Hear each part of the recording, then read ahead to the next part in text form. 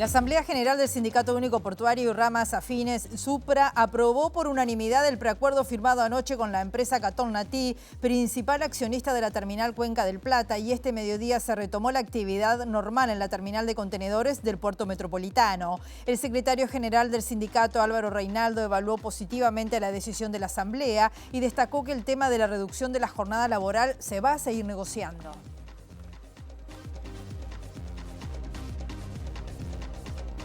Hola, ¿qué tal? ¿Cómo están? Bienvenidas, bienvenidos a MBD Noticias. Comenzamos con la información con 13 grados a esta hora aquí en Montevideo. Una jornada que va a seguir con el cielo nuboso, periodos de cubierto, baja probabilidad de precipitaciones, los vientos soplando del sector sureste entre 10 a 30 kilómetros por hora y una máxima anunciada de 15 grados. Estamos viendo las cámaras del Centro de Gestión y Movilidad de la Intendencia de Montevideo, Venezuela, entre Arturo Lezama y Francisco Acuña de Figueroa. Hasta las 18 horas allí en esa esquina van a estar trabajando en llenado de hormigón. En Pedro Bustamante, entre Francisco Bauzá y Demóstenes, hay carga y descarga, en este caso hasta las 18 horas. Y en Chaná, entre Jackson y Juan Antonio Rodríguez, hay llenado de hormigón hasta las 18 y 30 horas. Compartimos los títulos que se están destacando a esta hora.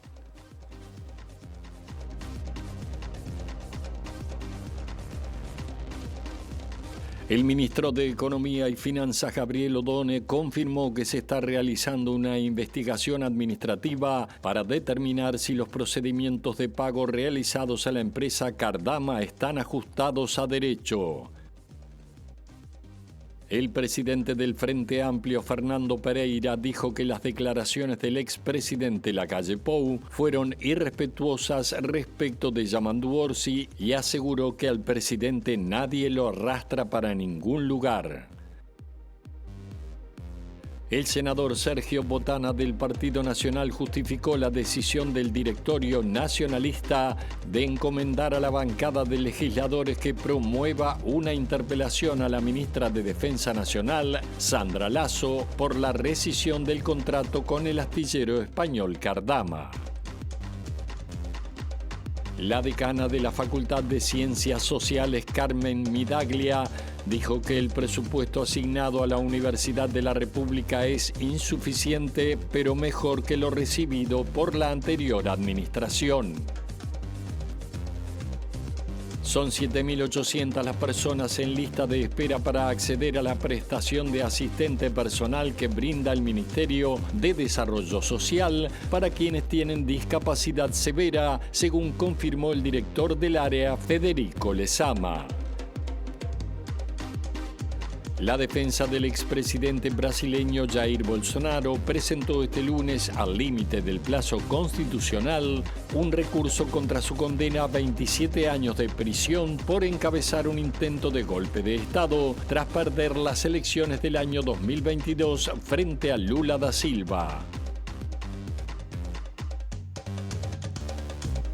La Asamblea General del Sindicato Único Portuario y ramas afines, el SUPRA, aprobó por unanimidad el preacuerdo firmado anoche con la empresa Catón Natí, que es la principal accionista de la terminal Cuenca del Plata, y este mediodía retomó la actividad normalmente en la terminal de contenedores del puerto metropolitano. El secretario general del sindicato, Álvaro Reinaldo, evaluó positivamente la decisión de la Asamblea y destacó que el tema de la reducción de la jornada laboral se va a seguir negociando.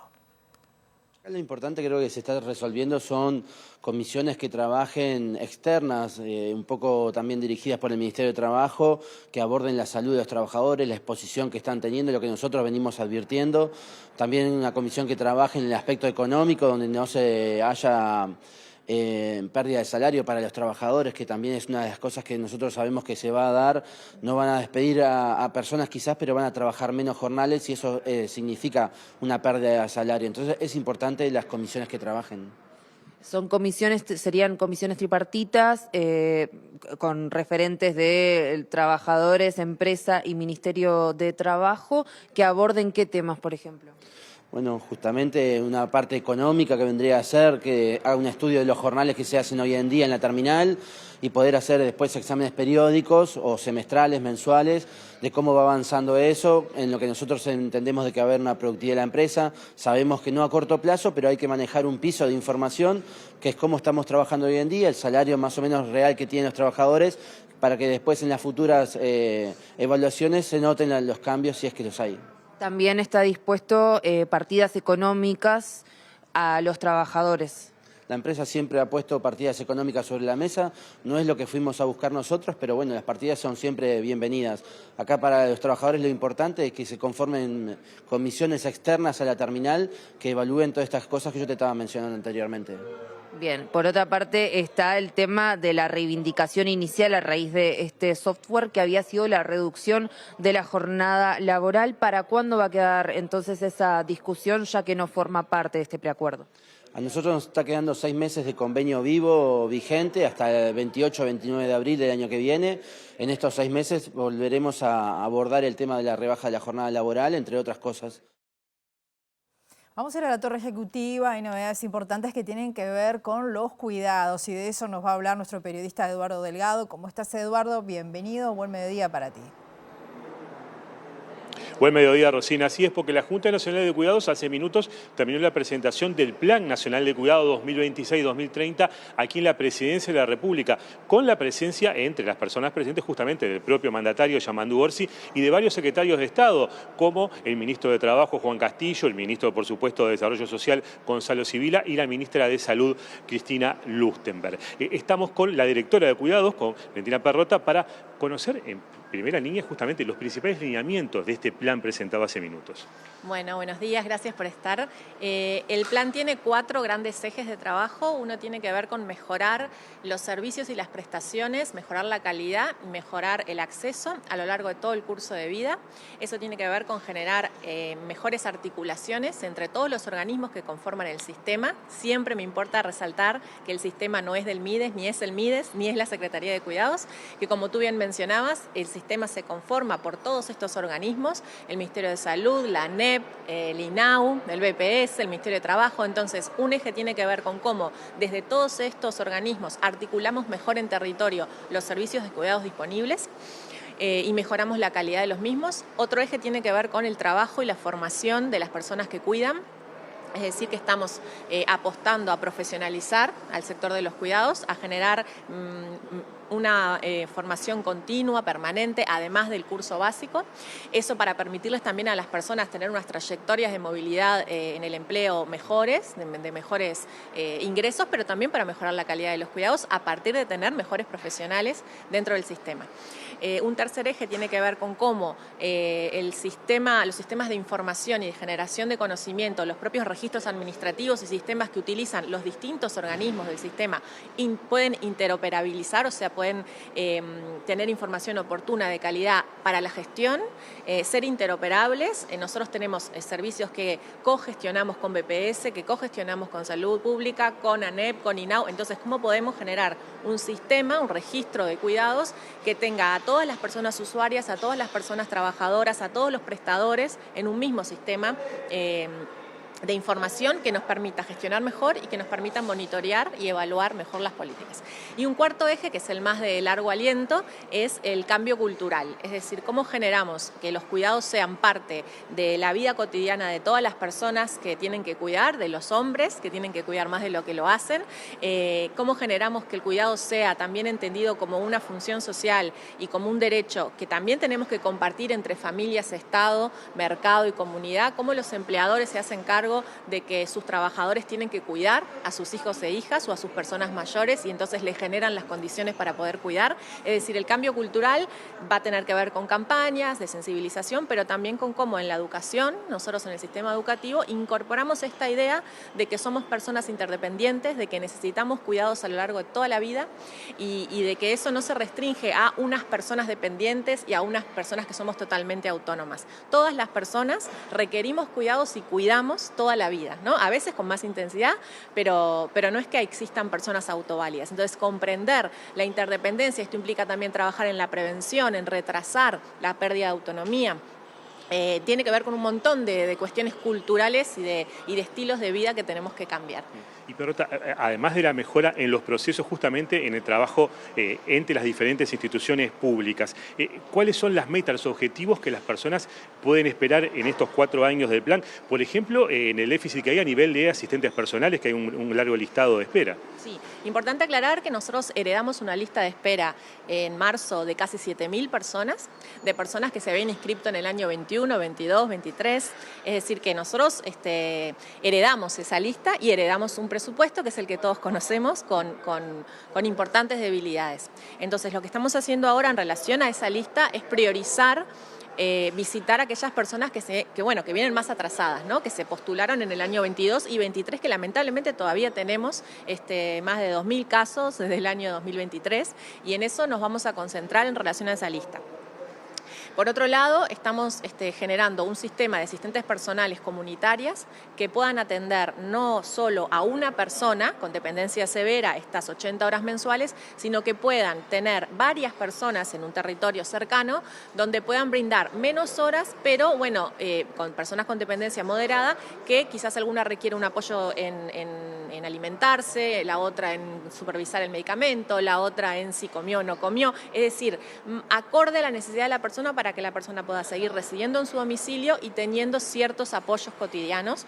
Está claro que para la dependencia severa se van a requerir asistentes personales y aumentar el presupuesto, y en ese sentido invitarlos al 4 de noviembre, que es el próximo conversatorio del diálogo social, que va a ser sobre el financiamiento sostenible del sistema de cuidados, donde vamos a presentar alternativas de instrumentos de financiamiento, de fondos, que hemos estado estudiando y que queremos que en el marco del diálogo social se llegue a un consenso para el año que viene tener una propuesta de cómo vamos a financiar un sistema de cuidados que no solamente tiene que ver con la infancia, sino que tiene que ver con una población envejecida y que cada vez va a crecer en términos de la dependencia y del cuidado a largo plazo. El cuidado a largo plazo es muy caro, ya sea en establecimiento, ya sea a domicilio, y necesitamos como sociedad poder aportar desde distintos lugares a un fondo para poder financiarlo. O sea, con rentas generales nosotros no vamos a poder abarcar la dependencia severa. Entonces creemos que ahí hay unos insumos interesantes que hemos venido generando con el apoyo del BID,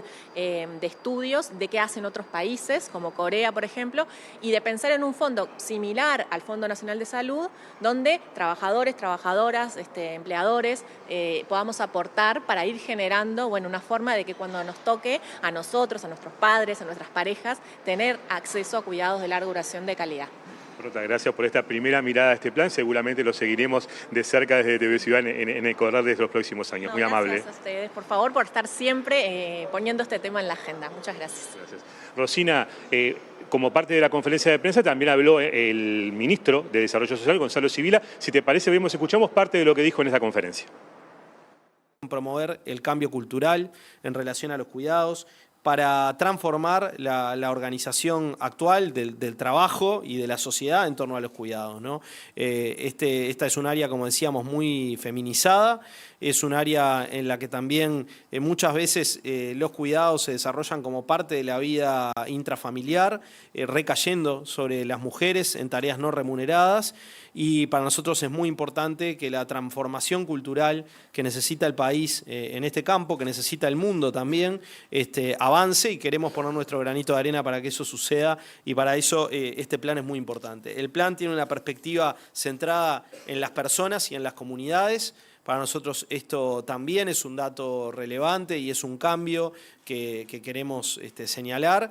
Y en relación a esto se abren muchas perspectivas, entre otras transformaciones que tienen que ver con el acceso al sistema, ¿no? El Sistema Nacional Integrado de Cuidados, desde su origen, tiene pretensiones de universalidad, de poder llegar a toda la población. Se ha planteado etapas en su desarrollo para llegar a toda la población y para llegar con servicios de cuidados de calidad, acordes a las necesidades de las personas. Se necesitan también recursos, y acá tenemos un gran desafío que tiene que ver con el financiamiento del sistema de cuidados. El Ministerio de Economía y Finanzas está realizando una investigación administrativa para determinar si los procedimientos de pago realizados a la empresa Cardama están ajustados a derecho. En diálogo con la radio M24, esta mañana el ministro de Economía y Finanzas, Gabriel Odone, dijo que eso es lo que corresponde que haga el Ministerio a partir de la denuncia pública de presuntas irregularidades en el proceso del contrato. Lo que sí puedo confirmar es que en la medida que el procedimiento de pago y los procedimientos de pago, incluso en esta administración, han pasado o han tenido que ver con liberaciones de fondos, el Ministerio de Economía y Finanzas está tratando de comprender qué fue lo que originó esos procedimientos de pagos y en qué medida la documentación y los procedimientos estuvieron ceñidos a derecho. Eso es simplemente lo que el Ministerio de Economía está haciendo y sobre todo lo hizo porque a partir de la conferencia de prensa donde se sostuvo lo que se sostuvo, bueno, lo que corresponde es que el Ministerio de Economía, en la medida que parte de esos trámites pasaron por allí o deberían haber pasado por allí, tratar de entender si todo está sujeto a la norma. Pero a los efectos de la investigación, en primer lugar, yo solamente dispuse la investigación administrativa, no sé nada de lo que está ocurriendo y además creo que aunque lo supiera, a los efectos de proteger los derechos de todas las partes, hay que tener mucho cuidado cómo se maneja esa información.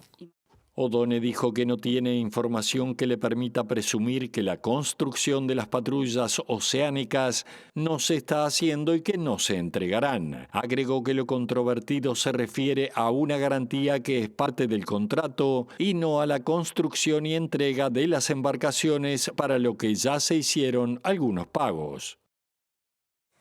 El tema Cardama está presente a esta hora en el Parlamento. ¿Por qué? Porque en el marco de la Comisión de Presupuesto del Senado está presente a esta hora la ministra de Defensa, Sandra Lasso. De eso nos va a hablar nuestra periodista Abril Mederos. Abril, ¿cómo estás? Bienvenida, buen mediodía para ti. Vecina. Gracias, Rosina. Buen mediodía para ustedes. Segundo día del tratamiento del proyecto de presupuesto quinquenal en la Cámara de Senadores, aquí en el Parlamento, y otros temas vinculados, como ya sabrán, a la solicitud de interpelación por parte del Partido Nacional a la ministra de Defensa, Sandra Lasso, a razón de la polémica en torno a la compra de los 2 patrulleros oceánicos. Estamos con el senador nacionalista Javier García, exministro de Defensa Nacional también. ¿Qué tanto estuvo presente el tema Cardama en el marco de la Comisión de Presupuestos hoy con la presencia de la ministra Lasso? Bueno, buen mediodía. Pretendíamos que estuviera presente, pues es un tema eminentemente presupuestal. Estamos hablando de los recursos que se destinan para justamente adquirir los patrulleros. No tuvimos suerte, porque se habló mucho en la prensa, todos estos días, hasta una conferencia de prensa del propio presidente con los funcionarios de presidencia, pero hoy, que es el momento en el Senado de la Comisión de Presupuesto de hablar todas las preguntas que hicimos, se nos argumentó de que nos iban a responder, que habrá otras instancias. Esta es la Comisión de Presupuesto del Senado, no hay otra. Y este es el momento porque estamos hablando de cómo se adjudican los fondos, ¿no? Lo lamentamos, pero bueno, aquello de se grita en la pulpería y se calla en la comisaría, es el viejo dicho, porque el lugar era la prensa está bien, pero hay que hablar acá, porque aparte estamos hablando de cómo se adjudican los fondos, cómo se destinan, y si se van a destinar. Nosotros le preguntamos a la ministra prácticamente ha sido la única que no ha hablado de esto, es la que debería haber hablado, y no estaba en la conferencia de prensa, o por lo menos no estaba donde tenía que estar, que es en primera línea. Ahora, la idea de la interpelación justamente es tener una instancia en donde la ministra se exprese sobre las acciones tomadas por el Poder Ejecutivo. ¿Usted sería, en todo caso, el legislador a cargo de ese proceso de interpelación? ¿Cuáles son las características definidas para esa instancia? Ayer nosotros evaluamos en el director, hicimos los contactos, ya nos reuniremos en el marco de la coalición para determinar momento, cámara, interpelante o interpelantes. Veremos, no es una cuestión que esté ahora definida. ¿Usted tiene la voluntad de ser interpelante en caso de que se lo convoque? No actúo en virtud de voluntades personales. Es un tema bien importante para el país, que analizaremos cuál es la mejor forma para tener las mejores respuestas. ¿Qué análisis hace como exministro de Defensa y precursor de esta compra en concreto sobre los hechos acaecidos? Usted ha sido crítico de las denuncias del gobierno, pero le consulto si no ha visto visos de irregularidad o de problemas, dificultades en lo que ha sido este proceso. ¿Hay alguna crítica? Lo que estamos viendo es una decisión que toma el gobierno que nos parece realmente muy mala. ¿Por qué? Porque en el Uruguay todos, cuando digo todo el sistema político, pero a instancia de la Armada Nacional hace 20 años, el año 2004, 21 años, sabemos que requerimos patrullas oceánicos. ¿Por qué? Porque Uruguay es un país que tiene una característica, tenemos más mar que tierra. A nadie se le ocurriría sacar los patrulleros o no tener patrulleros en una ciudad. Fíjese, Montevideo, Salto, Tacuarembó, lo que quiera, sin patrulleros. El delito transcurre. Bueno, en el mar lo mismo. Si no lo patrullamos, el delito transcurre. Pero aparte, nos roban la pesca, nos roban nuestras riquezas. Hay que patrullar. Todo el mundo decía hay que tener patrulleros, pero nadie se hacía cargo de tomar la decisión y de llevar adelante. La tomamos y llevamos adelante la decisión. Estamos a menos de un año de tener el primer patrullero, que va a permitir que no nos roben la riqueza de los uruguayos, a ejercer la soberanía y combatir el narcotráfico. Tirar atrás esto por un tema que se puede resolver como habitualmente se resuelve en los contratos entre estados, personas, instituciones, nos parece insólito. Es como si usted, mire, voy a poner un ejemplo que seguramente usted o yo podamos vivir. Uno alquila un apartamento, tiene una garantía de alquiler, y paga todos los meses. Si sin embargo un día le dicen, le vamos a ejecutar la garantía, usted dice, pero ¿cómo me va a ejecutar si estoy pagando? Ahora, ¿usted hubiera aceptado una garantía con las características de una empresa inexistente luego de 7 otras garantías rechazadas, como fue el caso de Cardama? Cuando la garantía, toda la jurisprudencia, toda, no hay nadie que haya dicho lo segundo, es un elemento absolutamente accesorio al contrato principal. El contrato principal es construir un barco. Usted no compra una garantía, usted va a comprar un barco. Porque si no le hacen el embargo y tiene el barco, pero tiene una garantía, no resolvió nada. Construir el barco se está construyendo. Ayer el subsecretario de Defensa, que está acá, a 10 metros acá, dijo con enorme honestidad intelectual, no hay ningún atraso. Dijo, tiene razón el exministro García, el subsecretario de Defensa le estoy diciendo, actual, tiene razón el doctor García en el sentido de que los plazos previstos son segundo semestre del año que viene para la entrega del primer buque. Entonces, usted está construyendo el barco que hace 20 años se necesita. Sabe que lo va a tener menos de un año y usted se sienta en el tema de la garantía, que resuelva el tema de la garantía, siéntese a hablar, resuelve el tema, pero siga construyendo el barco, porque lo tiene ahí. De lo contrario, termina siendo más importante todo el tema de la garantía que combatir el narcotráfico. Me parece que las importancias son distintas. Los barcos por ahora siguen en construcción. Bueno, no estamos en el gobierno, así que el contacto, eso lo lleva adelante el Poder Ejecutivo. Pero todas las informaciones públicas que hay son como usted dice. Y vuelvo a reiterarlo, el propio viceministro de Defensa Nacional actual dijo ayer en un medio de prensa, en medios públicos creo que fue, que no hay atrasos hasta el momento. Entonces, ¿Le preocupa que la eventual disolución o dada de baja de este contrato suponga que el Estado uruguayo no pueda conservar las patrullas o que se pierda el dinero invertido hasta ahora? A mí lo que me preocupa es no poder combatir el narcotráfico. A mí lo que me preocupa es que nuestro mar esté liberado para que el crimen organizado se haga cargo de él. Entregarle el mar, que todos sabemos que donde transcurre buena parte del crimen organizado, no tenga patrullaje el Estado uruguayo. Me preocupa que nos roben la pesca uruguayo. Eso es lo que me preocupa. Y por eso necesitamos patrullar. Esa es la preocupación más grande. Si hay buena fe y hay voluntad y todos coincidimos en eso, no entiendo cuál es el problema. Muchas gracias. A ustedes. El senador Javier García, exministro de Defensa Nacional, en el marco de la comparecencia de la ministra de Defensa, Sandra Lasso, aquí en la Comisión de Presupuestos de la Cámara Alta y en el marco de lo que es la solicitud de su interpelación a razón de esta compra al astillero Cardama de 2 buques de patrulla oceánica. Volvemos con ustedes. Muy bien, Abril, muchas gracias. El secretario de la Presidencia, Alejandro Sánchez, cuestionó los dichos del expresidente Luis Lacalle Pou y de los exministros, justamente Javier García y Armando Castaindebat, y dijo que parecen más abogados de Cardama que otra cosa. El jerarca señaló que esperaba que todos los actores políticos del país respaldaran la decisión del gobierno de presentar esta denuncia penal por la presunción de fraude o estafa contra el Estado. Yo me pregunto, y le pregunto al Partido Nacional, ¿no van a respaldar esta decisión? ¿No le parece que es una decisión acertada? ¿No le parece que es una decisión razonable, que es una decisión responsable, que es una decisión que protege al Estado con una inversión, con un proveedor que viene procesando un contrato que ya tiene 30 millones de dólares? ¿No le parece que a la luz de los elementos que surgen es lo que debe hacer el Estado uruguayo? ¿No deberíamos estar todos defendiendo esta resolución del presidente de la República en vez de atacarlo políticamente como lo está haciendo el Partido Nacional? Pero no es una cuestión de que te llamo y nos juntamos. No, acá hay que ir a la formalidad, porque hay un elemento sustantivo que es la presunción que tiene esta administración, y creo que tenemos todos los uruguayos, menos los legisladores del Partido Nacional, que de esto no hablan. Y me extrañó que incluso el presidente de la República, el expresidente de la República, Luis Lacalle Pou, le restara importancia diciendo, bueno, no es una estafa, dijo el presidente. Se la jugó mucho el presidente de la República, el expresidente ayer. Cuando uno escucha esa forma en la cual se ha parado políticamente el expresidente y algunos de los exministros, parecen más abogados de Cardama que otra cosa, ¿no? Y yo creo que eso está mal. Y yo creo que es un error en el cual está incurriendo en este caso las autoridades del Partido Nacional. Porque lo que yo esperaba de la conferencia de prensa del Partido Nacional del día de ayer en el horario del directorio del Partido Nacional es una explicación razonable de por qué aceptaron esta garantía, de por qué no hicieron los controles, de por qué en realidad tenemos esta situación. Y eventualmente, Emiliano, uno podría decir, bueno, la verdad que parece que nos estafaron y aceptamos una garantía que era inexistente. Felicitaciones al gobierno por hacer una denuncia penal.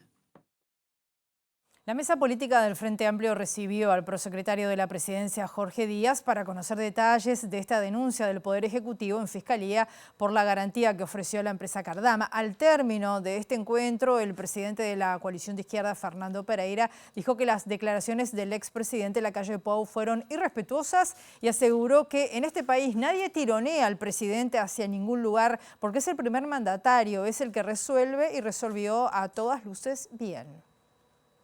Fuimos tomando nota con preocupación de todo lo que ha sucedido en torno a esta garantía que presentó Cardama, que como todos hemos visto es floja, es de papel, es inexistente. Ya a esta altura Cardama dice que es inexistente. Y ya era inexistente cuando se entregó, es decir, cuando se aceptó una garantía que a todas luces no se debería haber aceptado. Es decir, esta preocupación tendría que tenerla el Frente Amplio, el gobierno y el resto de los partidos. Porque si un privado presentó una garantía de un banco en donde hay una inmobiliaria, estamos ante una estafa, estamos ante efectivamente la intención de colocarle un problema al Estado uruguayo, de engañarlo. Y si alguien quiere engañar al Estado uruguayo, los partidos políticos uruguayos tienen que defender al Estado uruguayo. Yo no sé qué es lo que está pasando. Sí sé que presentaron una garantía que claramente no tiene sustento económico, que no tiene existencia en la actualidad en el Reino Unido, que tuvo un solo empleado en el año 2022, que no tuvo casi movimientos financieros y no entendemos cómo un funcionario público no controló estos extremos cuando hay una presunción de que puede haber una estafa de este tamaño. Luego hay que tomar las cosas con tranquilidad, pero nosotros no vamos a permitir desde el Frente Amplio ni que se ofenda al presidente de la República, ni que se lo trate de manera poco adecuada. ¿Cómo valoró las declaraciones justamente del expresidente Luis Lacalle Pou? Irrespetuosas, porque en este país nadie tironea al presidente hacia ningún lugar. El presidente es el primer mandatario, es el que resuelve, y resolvió a todas luces bien. ¿Por qué le parece que dijo que lo arrastraron? Porque fue el término que utilizó. Yo no sé por qué intervino Lacalle en esta discusión, pero por algo lo hace. Lo que sí sé es que es irrespetuoso decir que es politiquita, no, esto no lo dijo Lacalle, es irrespetuoso decir que lo arrastran, porque el presidente de la República no lo arrastra a nadie, ni del Frente Amplio, y mucho menos del Partido Nacional. Seguimos en MBD Noticias con 13 grados a esta hora aquí en Montevideo. El senador Sergio Botana del Partido Nacional justificó la decisión del directorio nacionalista de encomendar a la bancada de legisladores que promueva una interpelación a la ministra de Defensa Nacional, Sandra Lasso, por la rescisión del contrato con el astillero español Cardama. Según el legislador, la decisión del gobierno afecta las relaciones diplomáticas con España porque el gobierno de ese país está respaldando a Cardama. No podemos tolerarnos, y no le podemos tolerar al gobierno, que por una maniobra política menor se desprestigie al Uruguay, y menos en una operación donde necesitamos, para empezar, las lanchas como el agua, porque de verdad precisamos cuidar el recurso pesquero, todo. Después se están construyendo. Entonces, por una fallita de medio plazo en un aviso, cuidado. Y está el gobierno de España respaldando a la empresa y tenemos tratados con España y tenemos que cuidar esas cuestiones del modo que hay que cuidarlas, siguiendo todos los parámetros para dirimir litigios que ya están determinados y existen. Las lanchas se están construyendo. La garantía de incumplimiento de un contrato hecha sobre un pequeño porcentaje del valor, en todo caso, si existiera eso, si fuera verdad que la empresa no existe más, si fuera verdad que se insolventó o lo que sea, no es un problema del que está cumpliendo. Y en realidad lo único que hay es un brutal problema político de un gobierno que incluso hasta la pifió porque tan apurado estaba por ver el lío político y por armar el problema que hasta terminó avisando antes. Entonces no hubo incumplimiento del aporte de la garantía, sino que hubo un cumplimiento simplemente del preaviso. El equipo económico del gobierno insistirá durante el tratamiento del proyecto de presupuesto en el Senado para lograr un acuerdo con la oposición para modificar el secreto tributario. Tras comparecer ante la Comisión de Hacienda y Presupuesto, el ministro de Economía, Gabriel Odone, dijo que Uruguay debe modificar su legislación sobre el secreto bancario porque hubo observaciones desde el exterior. Estamos totalmente dispuestos y abiertos a considerar con algunos señores legisladores alguna modificación adicional que pueda encontrar consenso. Eso puede surgir porque sea una iniciativa nuestra o pueden ser redacciones que ellos nos acerquen. Estamos totalmente dispuestos a conversar sobre eso porque entendemos que es un tema sobre el que deberíamos tener legislación, pero que precisamente precisamos mayoría parlamentaria. Es que este es un tema sobre el cual Uruguay tiene que avanzar porque ya tenemos una observación de la OCDE del año 2020, esencialmente 2 observaciones de la OCDE que nosotros nos hemos levantado y que estas soluciones que propusimos pretendían hacer. Ampliar el margen de días para que actúe la justicia puede ser una de las modificaciones. Acá la clave es, entendemos que la clave es que el Poder Judicial, nosotros hemos sido sensibles a que el Poder Judicial tenga una intervención para dar garantía a los contribuyentes de que no se trata de una acción unilateral de la Administración Tributaria y en eso estamos totalmente dispuestos a avanzarlo. Luego, la manera en la que eso se implementa tiene algunos aspectos de implementación jurídica, en la cual ahora, por ejemplo, el senador Bodaberry y el subdirector de la DGI estuvieron conversando delante mío y que seguramente va a dar lugar a conversaciones en los próximos días. La decana de la Facultad de Ciencias Sociales, Carmen Midaglia, dijo que el presupuesto asignado a la Universidad de la República es insuficiente, pero que es mejor que lo recibido por la anterior administración. La docente es optimista en que haya un mensaje complementario para poder asegurar, dijo, becas universitarias a las y los estudiantes que ingresan a la mayor casa de estudios. Si bien el presupuesto programado y lo que nos da el gobierno es insuficiente, es mejor que en el periodo anterior, que también me tocó ser decana y me tocó pelear por el presupuesto universitario, ¿no? ¿Hay expectativa de poder mejorar este presupuesto? Bueno, ya se ha mejorado algo, ¿no? Hay expectativas de un mensaje complementario que nos ayude, ¿sí? Por lo menos a asegurar becas universitarias para estudiantes que son de primera generación que entran a la universidad. Si no hay mensaje complementario, de alguna manera puede haber, una reestructura en la interna de cada facultad, de cada... La reestructura no es en la interna de cada facultad, ¿no? Somos una estructura federada, tenemos que reestructurar algunos programas, ¿sí? Que son centrales. ¿Pero se van a ver algunas carreras resentidas o algunos...? Ya hay carreras resentidas. Estas restricciones afectan en parte el interior del país, como ha dicho el rector, nuestro rector, Cancela, afecta la construcción de investigadores, o sea, la promoción de investigadores, porque nosotros para ser investigadores tenemos que entrar en un régimen que se llama un régimen de dedicación total, que es estar full time, estar en la facultad, no hay suficientes recursos para eso. Está en curso un paro de 48 horas de las y los docentes de secundaria, incluso con ocupación de algunos centros educativos. De esto nos va a hablar Federico Jurkovic. ¿Cómo estás, Federico? Bienvenido, buen mediodía. Así es, Rosina, buen mediodía. Estamos aquí en la zona céntrica, digamos, en José Germán Araujo y Maldonado, donde está instalado el liceo número 1, que está ocupado por la Asociación de Docentes de Enseñanza Secundaria, en el marco de un conflicto que aquí en MBD Noticias venimos siguiendo.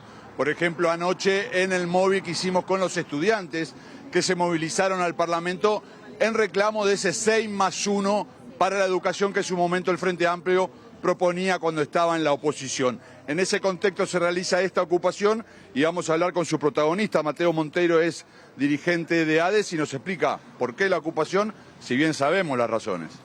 Bueno, buenos días primero, gracias por venir. Sí, esta ocupación se realiza en un conflicto, en un paro de 48 horas propuesto por ADES Montevideo, en donde mañana se suma al paro general del PCNT y además se suma un paro de 24 horas de FENAPES a nivel nacional.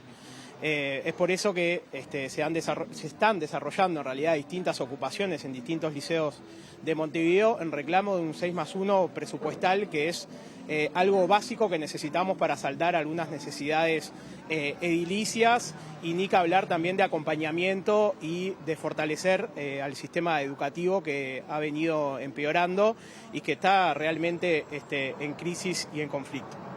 Vamos a hablar también con Patricia Lemos, ella nos va a contar, si bien hay reclamos que son generales, cada institución, cada edificio, cada realidad tiene sus propias puntualizaciones. Patricia, bienvenida. Bueno, muchas gracias por estar y por la palabra. Nosotros como núcleo sindical del Liceo 1 estamos reclamando la construcción de un edificio nuevo. Nosotros tenemos un edificio que queremos mucho, pero que no es accesible, no hay... Hay un solo salón abajo, en la planta baja, hay muchísimas escaleras, los laboratorios están en el 4º piso, compartimos el edificio con un jardín, entonces tenemos mucha contaminación sonora, no tenemos patio y educación física, la mayoría de los estudiantes lo tienen que hacer en el IABA, teniendo que trasladarse. Es un liceo que es de ciclo básico, matutino y vespertino y nocturno. Y bueno, tenemos mucha población que no está siendo respetada en cuanto a lo que es la accesibilidad. Y bueno, y va en contra de la calidad educativa, ¿tá? Entonces, bueno, tenemos un compromiso de las autoridades de que se va a incluir esto dentro del presupuesto, pero en realidad con el presupuesto que se está dando es imposible. Así que bueno, apostamos a que esto se revierta y estamos en esa lucha. Lo hacemos por los estudiantes también. Bien, recién empieza la discusión en el Senado, hay 45 días, hablábamos de realidades puntuales de cada institución. Rosina, vamos a hablar que este barrio está en el marco de una zona que tiene sus propias características también. Patricia Pandolfo habla ahora. Ahí está, a nivel sindical nosotros estamos en el zonal centro. El zonal centro abarca un área importante, entre ellas la del Palacio Legislativo. Una de nuestras reivindicaciones puntuales es que se eche marcha atrás a lo que hizo la administración pasada de cerrar el Liceo 17 nocturno. Hay muchos jóvenes que precisan terminar el bachillerato y les sirve, después de irse a trabajar, estudiar en el 17, porque ahí en el Palacio se toman los ómnibus que los dejan cerca de la casa. Y las autoridades anteriores decidieron cerrar todo el turno y que se arreglen en los liceos que puedan de la zona. Nosotros sí tenemos una zona, pero en la zona también hay liceos de aluvión como ese y queremos que se abran y que se ilumine el liceo nocturno de noche para que todo ese barrio y toda esa zona pueda ofrecer la educación pública para el bachillerato.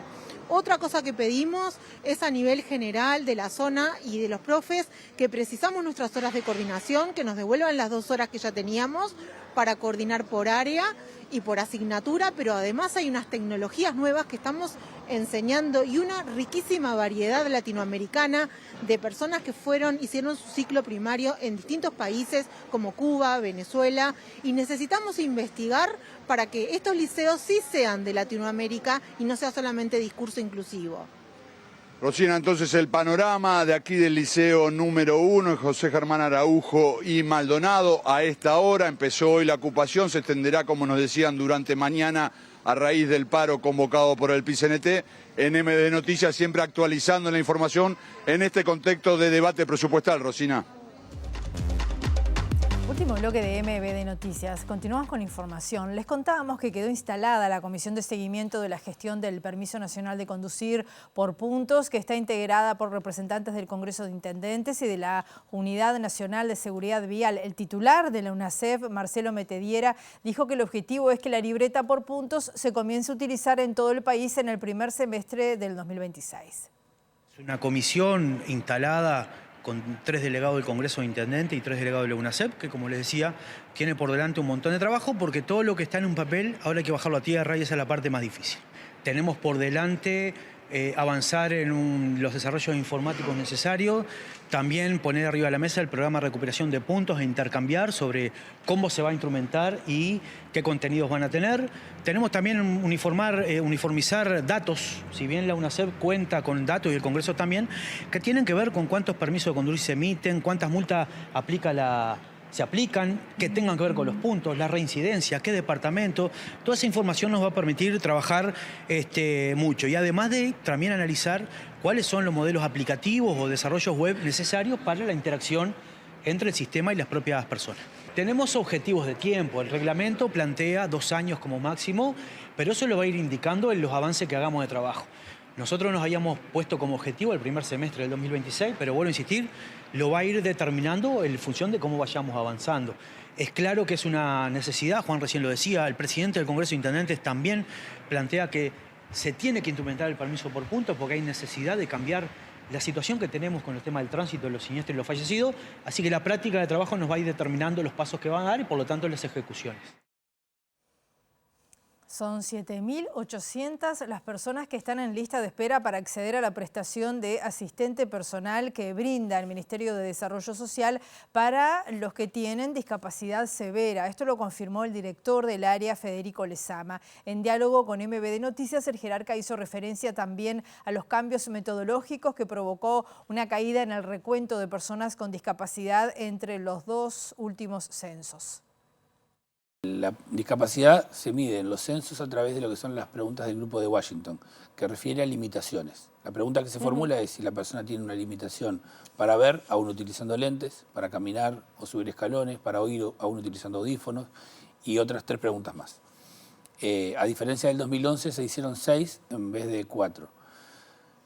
Pero además, las personas responden si esa limitación le genera alguna dificultad, mucha dificultad o no puede realizar la actividad. La discapacidad se toma con las personas que manifiestan tener mucha dificultad o que no pueden realizar la actividad.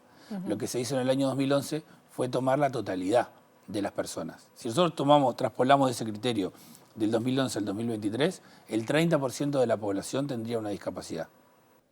El sistema de cuidados que brinda el servicio de asistentes personales a personas con discapacidad severa tuvo desde el año 2021 un estancamiento que provocó el aumento de solicitudes sin responder. 2021. Una lista de espera que hoy es superior a las 7.000 personas. Y es el gran 7.800 personas, es el último dato. El impacto que está teniendo este freno realmente está condicionando la vida e incluso está generando un tema que es discutible, que es el ingreso al sistema educativo. Y el plan va a depender de los recursos asignados porque en función de eso es lo que se va a poder acelerar el proceso de valoraciones de las situaciones y de adjudicación de los asistentes. No tenemos en este momento el alcance, pero sí tenemos la expectativa de que esto se encamine porque el impacto en la vida de la gente es determinante. Este martes la selección uruguaya va a debutar en la Liga de Naciones Femenina, donde buscará allí un lugar en la Copa Mundial Femenina Brasil 2027. El objetivo de las celestes es clasificar por primera vez en la historia del fútbol femenino uruguayo a la mayor competición de selecciones. Desde las 18 horas, las celestes se enfrentarán a Argentina en el Estadio Centenario por la segunda fecha de la Liga de Naciones Femenina. Uruguay tuvo libre la primera fecha, por lo que buscará sumar sus primeros 3 puntos en la liga que oficiará de eliminatorias. Las entradas para el partido de hoy podrán ser adquiridas por Auf Tickets. En esta oportunidad, Ariel Longo convocó a 23 jugadoras. En el arco, Agustina Sánchez, Romina Olmedo y Josefina Villanueva. Las defensoras Fátima Barone, Dayana Farías, Valentina Cousillas, Yanel Correa, Stephanie Tregarten, Juliana Viera, Laura Felipe y Stephanie Lacoste. En el mediocampo, las elegidas por Longo son Pamela González, Manuela Olivera, Ángela Gómez, Luciana Gómez, Micaela Domínguez, Carol Bermúdez y Pilar González. Por último, en la delantera estarán Cindy Ramírez, Wendy Carballo, Belén Aquino, Alaide Paz y Sofía Oxandabarat. Esperanza Pizarro, jugadora del Deportivo La Coruña, es baja por lesión en el muslo izquierdo. De las citadas para esta fecha, solo 5 juegan en el medio local. Villanueva, Cousillas y Oxandabarat en Nacional, Farías en Peñarol y Olivera en Defensor Sporting. En este partido, Uruguay comienza su camino en la Liga de Naciones, que por primera vez oficiará de eliminatorias para el Mundial. Las celestes vienen de lograr un histórico 4º puesto en la Copa América Femenina 2025, disputada en Ecuador durante julio, y buscan clasificarse por primera vez en la historia del fútbol femenino uruguayo.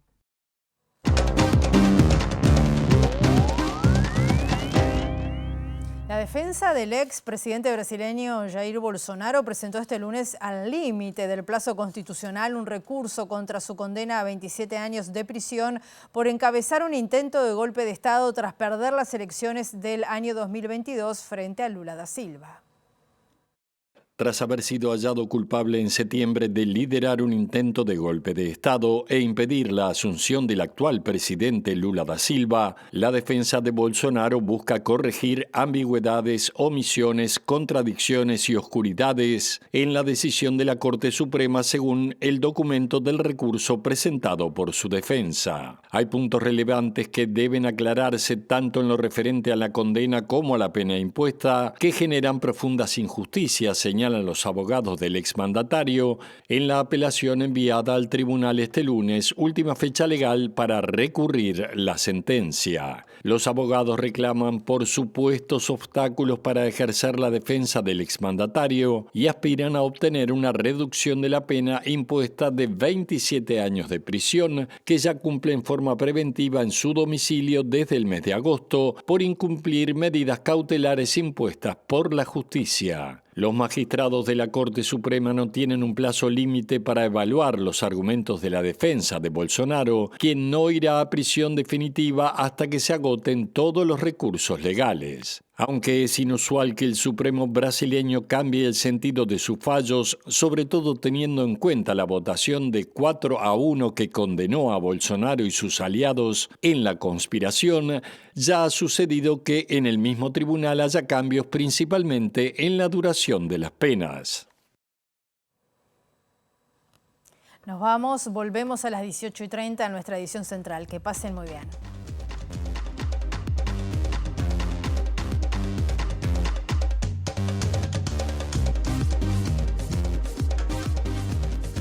El ministro de Economía y Finanzas, Gabriel Odone, confirmó que se está realizando una investigación administrativa para determinar si los procedimientos de pago realizados a la empresa Cardama están ajustados a derecho.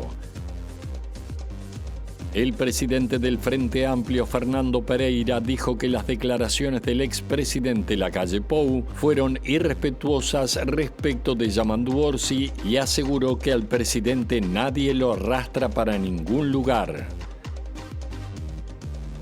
El senador Sergio Botana del Partido Nacional justificó la decisión del directorio nacionalista de encomendar a la bancada de legisladores que promueva una interpelación a la ministra de Defensa Nacional, Sandra Lasso, por la rescisión del contrato con el astillero español Cardama. La decana de la Facultad de Ciencias Sociales, Carmen Midaglia, dijo que el presupuesto asignado a la Universidad de la República es insuficiente, pero mejor que lo recibido por la anterior administración. Son 7.800 las personas en lista de espera para acceder a la prestación de asistente personal que brinda el Ministerio de Desarrollo Social para quienes tienen discapacidad severa, según confirmó el director del área, Federico Lezama. La defensa del expresidente brasileño Jair Bolsonaro presentó este lunes, al límite del plazo constitucional, un recurso contra su condena a 27 años de prisión por encabezar un intento de golpe de Estado tras perder las elecciones del año 2022 frente a Lula da Silva.